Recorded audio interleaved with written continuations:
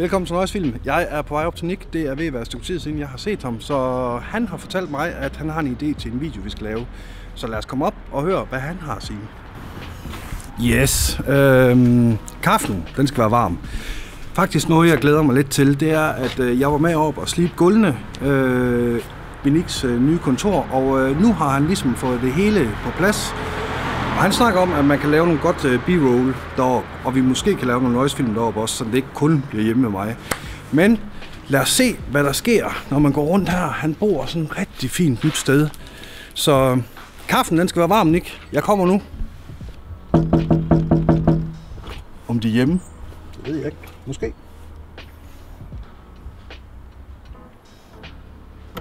Jo! Nå! Hvad så? der?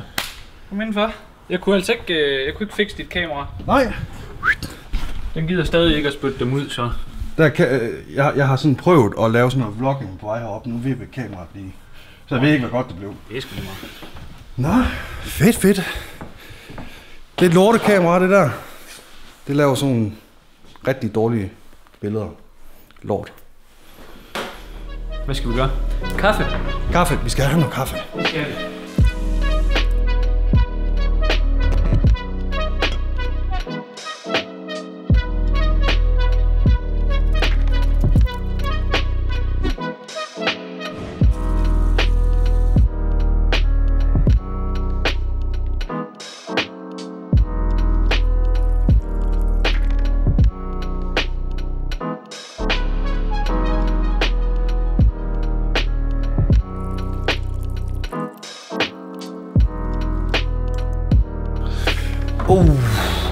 Dejlig kaffe.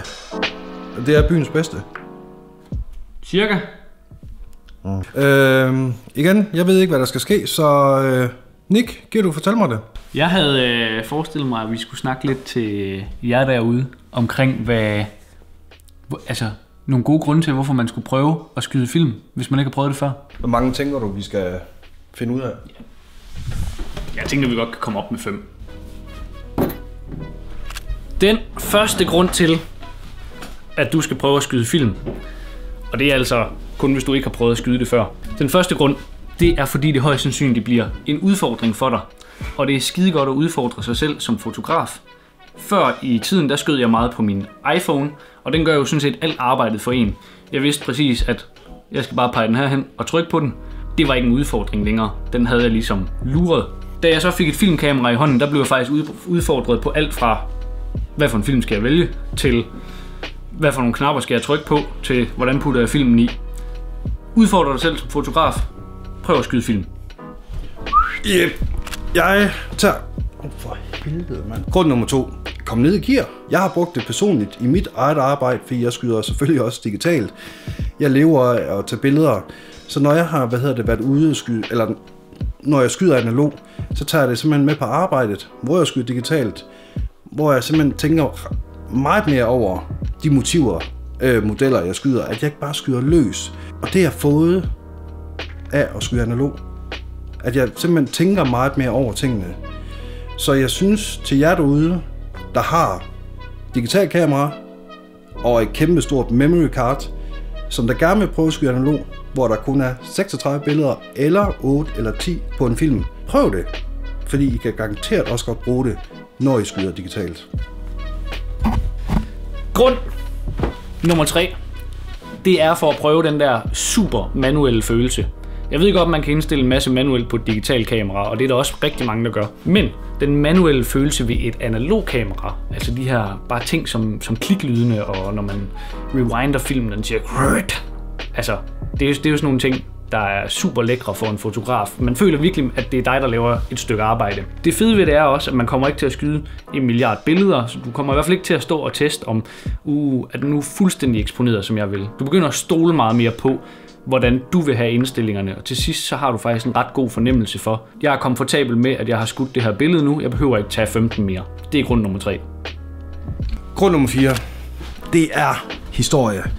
Når du har købt, et kamera, så kan man simpelthen, så får du ikke kun et kamera, så får du simpelthen et stykke historie, et stykke viden, du kan dykke ned i, du kan research, du kan finde ud af, er der en fotograf, kendt fotograf, der har skudt med det her kamera her. Du kan finde ud af, er der kendt billede, som der er blevet skudt med også det kamera. Der er simpelthen så meget viden, og det bruger jeg rigtig meget af min tid på. Researcher.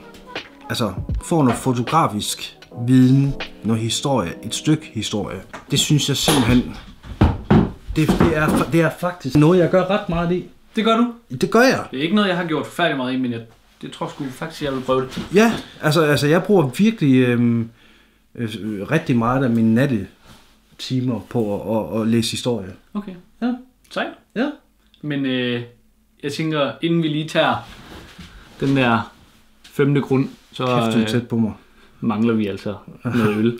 Ja, det gør vi. Jeg synes virkelig, at jeg har været tørstig i meget lang tid. Jeg har ikke nogen i køleskabet. Har du ikke nogen i køleskabet? Satans. Så jeg vil godt invitere på en øl. Skal vi ikke lige tage en hurtig tur? Det gør vi. Fedt.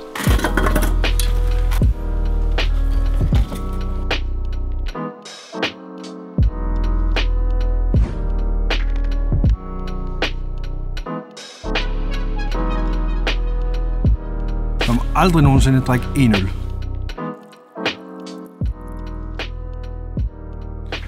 Altid en til hver ben.